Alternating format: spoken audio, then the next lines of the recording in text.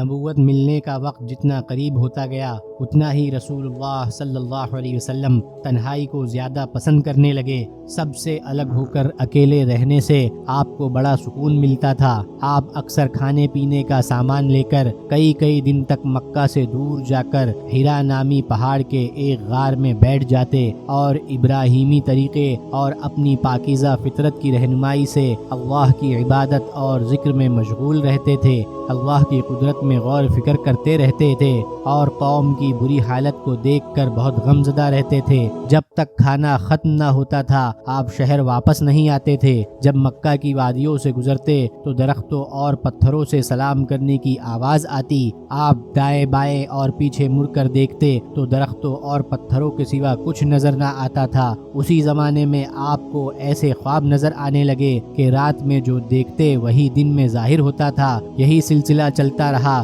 کہ نبوت کی گھڑی آ پہنچی اور اللہ تعالی نے آپ کو نبوت عطا فرمائی۔